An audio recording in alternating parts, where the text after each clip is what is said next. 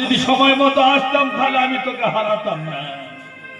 তোর জন্য আমি তোর পছন্দ করা ছেলের সাথে আমি কথা বলতে গিয়েছিলাম দেব, তাই আমার দেরি হয়ে গেল আসতে।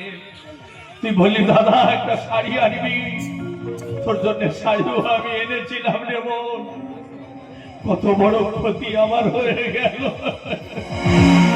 আজকের শিখা রামচন্দ্রের বাজবে রে সানাই, আনন্দের নাই রে সীমা, আমি শিখার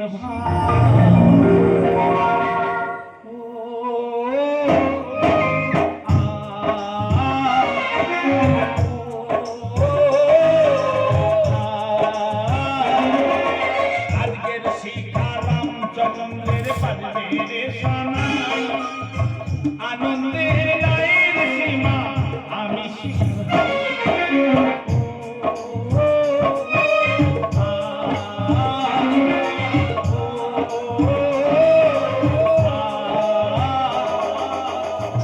প্রতিজ্ঞা করছি আমি ওদের কাউকে বাঁচাবো না।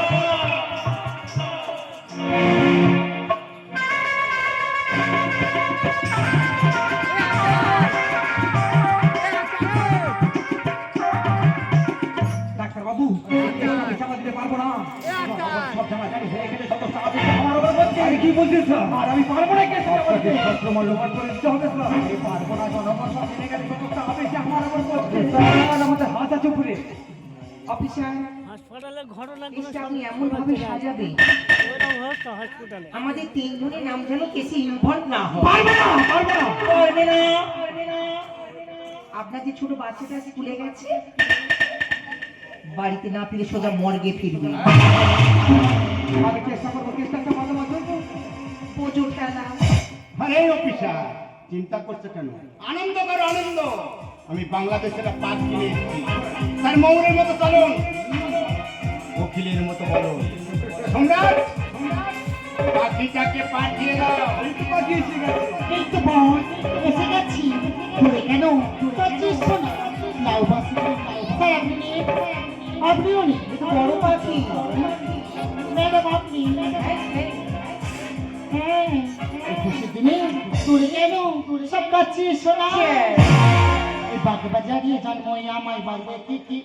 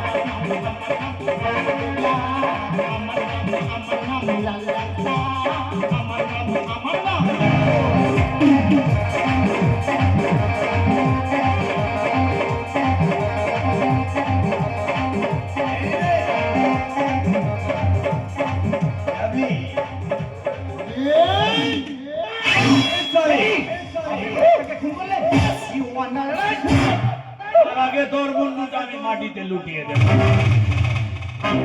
প্রশাসন হয়ে জনগণের সাথে গাদ্দারি করছে, এই হসপিটালটাকে সালা আমার বাড়ি বানিয়েছিস না? বল আমার মন কিভাবে ফোন হয়েছে বল। কি হবে সেটা পরের কথা, আগে বল তো দেখি। আমি সত্যি বলছি, আপনি জেনে গেলে না আমি কেসটা চাপা দেবো না বলেছি বলে আমাকে ভয় দেখিয়েছি, বাচ্চাকেও মেরে দেবো, আমি কেসটা চাপা দিয়েছি। আমি অনেক বড় ভুল করেছি, তুমি আমাকে ক্ষমা করে দাও। আমি অনেক বড় ভুল করবো, তোকে কেসটা চাপা দিতে হবে। আমার লোকজন তোর বাড়িতে পৌঁছে কাছে, তোর বউ বাচ্চার কাছে, এতে সব করে আমি ফোন করবো। আমার নামে কোনো কেস থাকবে না।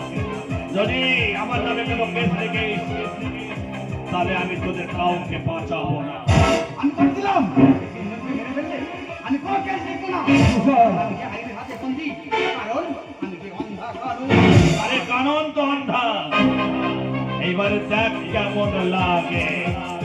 শহরের বাচ্চা বল আমার বোন থেকে মেরেছে, হসপিটালের সমস্ত খবর তুই জানিস বল। জানিস না? বেশ, তোর বোনের কোনো দোষ ছিল না। আমাদের আমাদের হাসপাতালে প্রত্যেক মাসে 50 কোটি করে ঔষধ বাংলাদেশে পাচার করা হয়। তোর বোন জানতে পারি, সেই অপরাধে তোর বোনকে আমরা তিনজনে মিলে খুন করছি। আর একটা সত্যি কথা বলছি, তোর বোনের উপর আমার একটু লোভ ছিল, ও রাজি হয়নি বলে ওকে আমরা মেরে শালা কুকুরের মতো মারবো তোকে। যে কষ্ট দিয়ে যে যন্ত্রণা দিয়ে আমার বোনটাকে মেরেছে, আমি তোকে সেই যন্ত্রণা দিয়ে আমার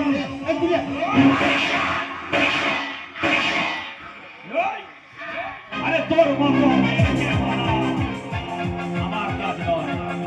তোকে মেরে আমি আমার হাতটা নষ্ট করবো না, আমি তোমার হাতে তুলে দিলাম। Yes! এই মুহূর্তে আমি ওকে শেষ করছি। দিদি আমি তোমার বোনের মতো দিদি। জানা, দিদি, কে তো দিদি? তোর মুখে কোনোদিন তুই আমাকে দিদি বলে ডাকবি? তুই একটা নারী, একটা নারীর সাথে বিশ্বাসঘাতকতা কেমন করলি? তুই নারী নস, তুই নারী একটু কলঙ্ক। তুই ডাক্তার নস, তুই ডাক্তার তুই কলঙ্ক। তাই এই মুহূর্তে আমি তোকে শেষ করে দেবো। ভালো হয়েছে। তোর লজ্জা কর না? আরে ভাই একবার তাকিয়ে দেখ। শুধু আমি একা নয়, হাজার হাজার নারী তারা প্রতিবাদের আগ্রহ সবাই গড়ে উঠেছে তাদের মতো সন্ত্রাসবাদীকে শেষ করার জন্য। তাই এই মুহূর্তে আমি তোকে শেষ করে দেবো। মৃত্যু চলে প্রস্তুত না। শহরের বাচ্চা, আরে আমার বোন আর তুই দুজনে মিলে জয়েন্ট হয়েছিল এই হসপিটালে। আমার বোন তোর নিয়ে অনেক কথা বলেছে, তার এই অর্থনা দিয়ে আমি তোকে এই পৃথিবী থেকে বিদায় দিই। মারো, শহরের আরে মারো। কি অপরাধ ছিল? আরে সে তো ভালো ডাক্তার ছিল, মানুষের সেবা করতো।